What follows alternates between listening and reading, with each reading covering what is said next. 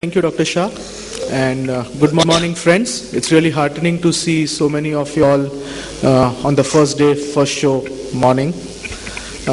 Going to the posterior chamber complications, which I think we can term as intraoperative complications, we would like to cover up posterior capsular rent, nucleus dislocation, epinucleus or cortex dislocation, intraocular lens dislocation, and an inadvertent globe rupture. I will try as much as possible to see what an anterior segment surgeon can do in these following scenarios. In posterior capsular rent, I think the first and most important step, besides having measures to prevent it, is to identify it when it occurs. And once we have identified it, we have to take a deep breath. Do not start reacting immediately.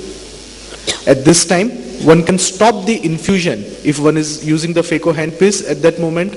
Come to level 0 of your foot pedal. Stop the infusion, but do not immediately remove the phacoemulsification handpiece from the eyeball. From this other side port, you can simultaneously inject a viscoelastic.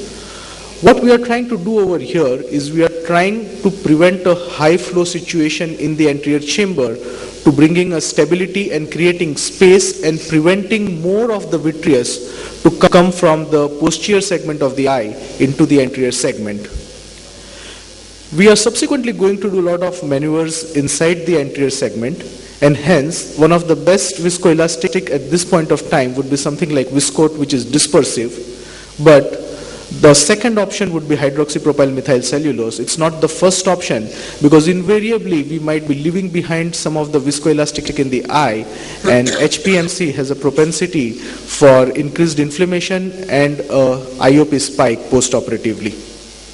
Once we are stable, the eye is stable in the sense infusion has stopped, viscoelastic is in the anterior chamber, now we need to analyze the situation and decide the next step of plan.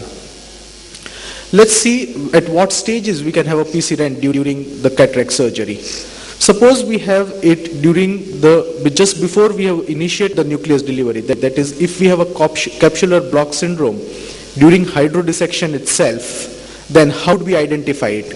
We will typically get a pupil snap sign.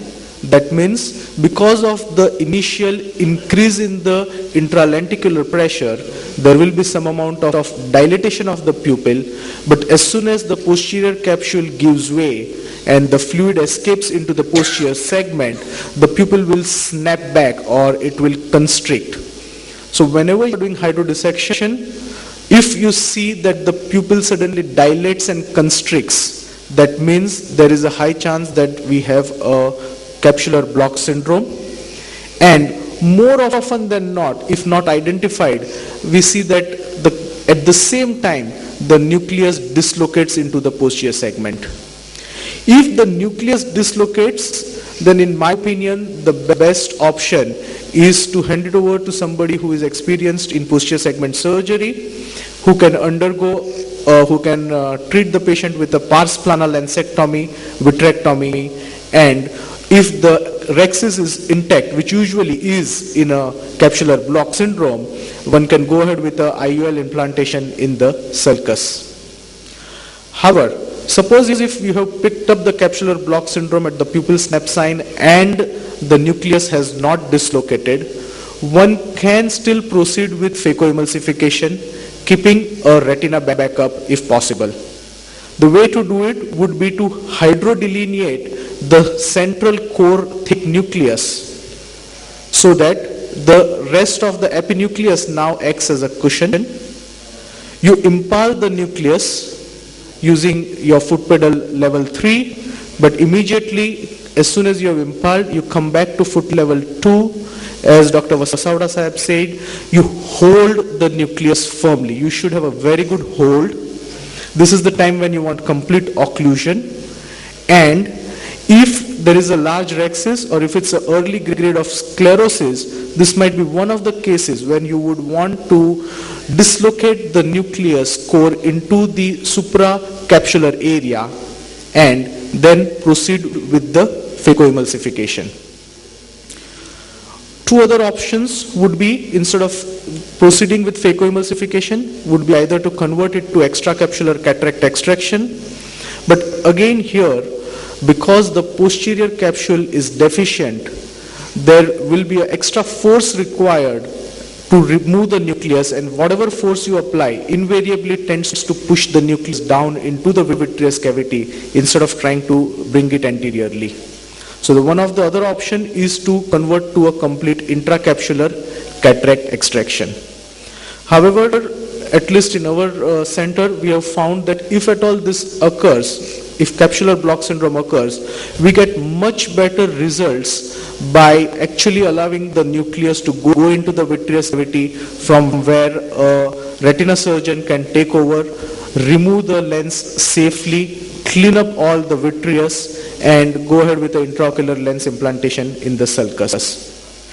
If one is going for an intracapsular cataract extraction, one can still proceed with intraocular lens implantation, which can be either fixated to the sclera by sutures, or we can use the glued IOL technique or anterior chamber intraocular lens.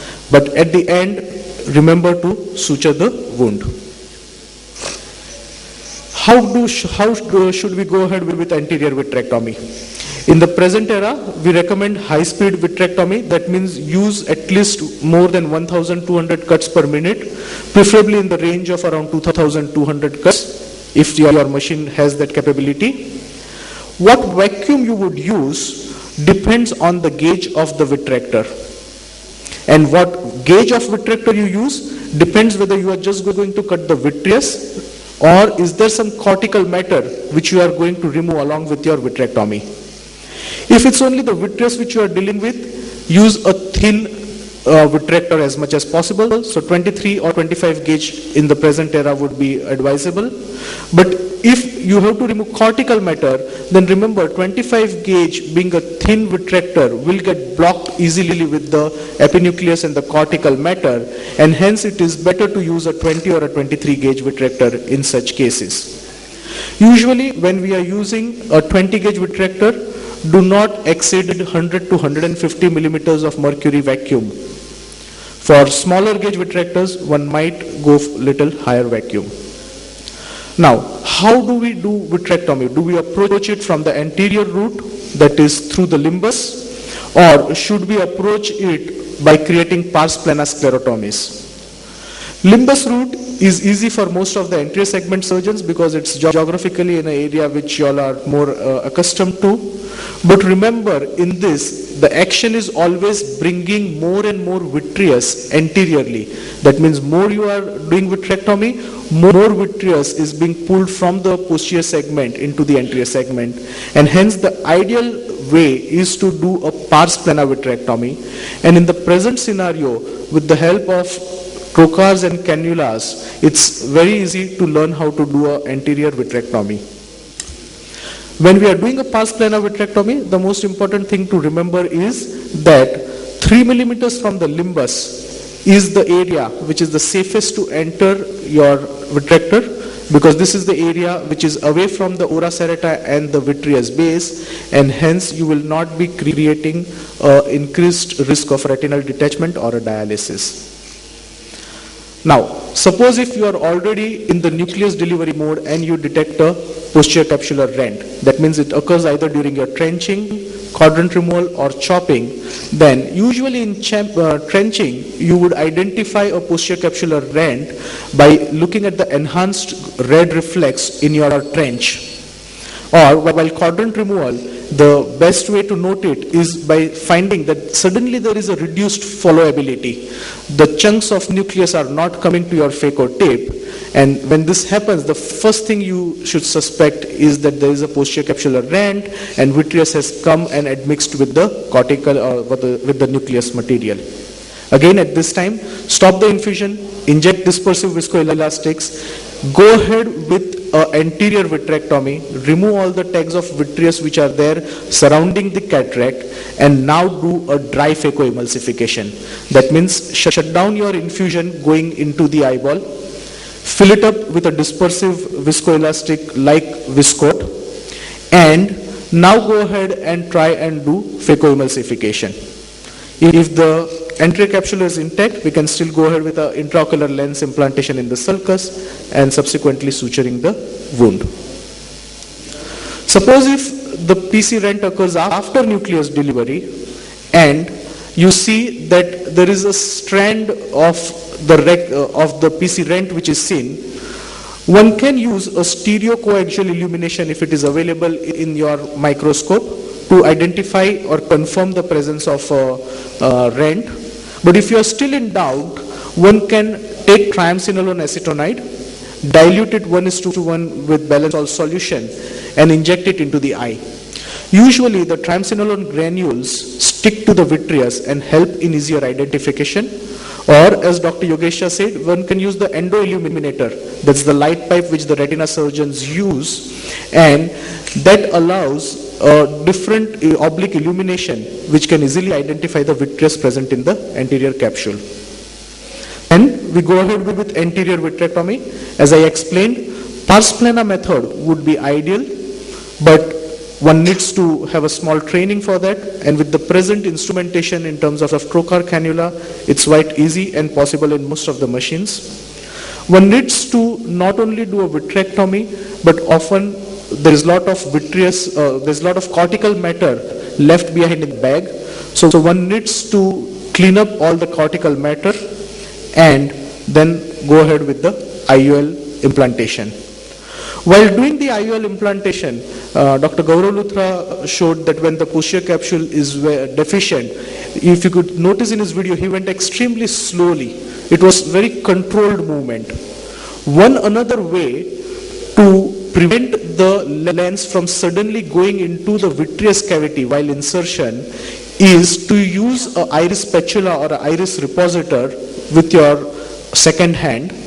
Keep it inside the capsular bag such that it is over the posterior capsule, and now insert the IOL over the spatula so that there is very less chance of it suddenly dipping down into the vitreous cavity.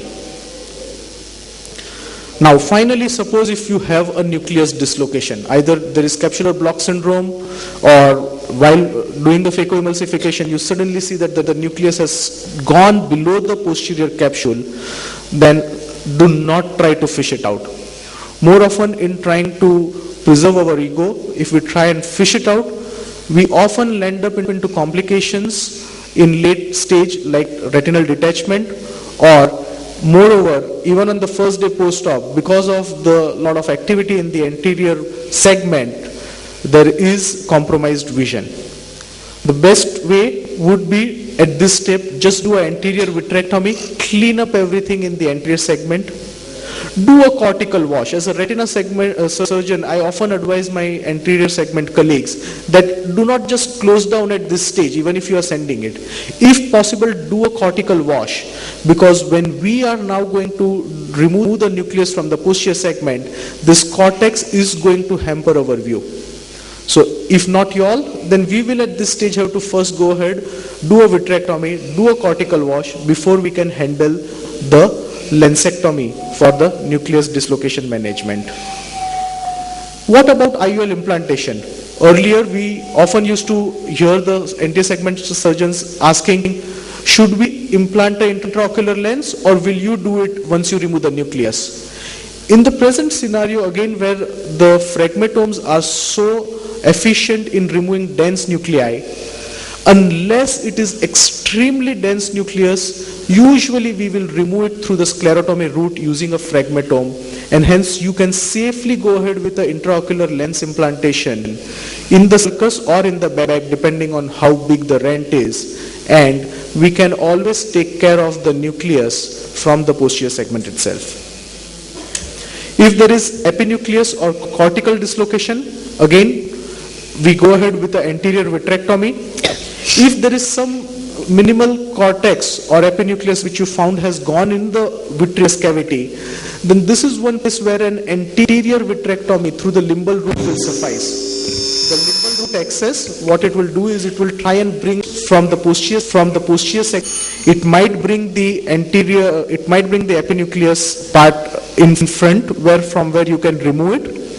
But at the end, again, look at the fundus intraoperatively, and if there are some particles which have gone behind, then you can ask your retina colleague to handle it at that same moment or at a later stage, and you can explain the patient that a second small procedure might be required.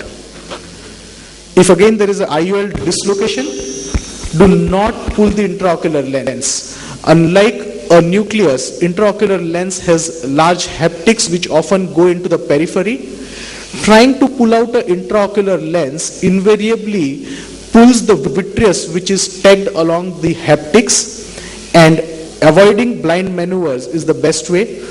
If one can hold the intraocular lens, one can go ahead, remove the tags of vitreous with vitrectomy, and then only remove the intraocular lens. I'll just take half a minute, last slide.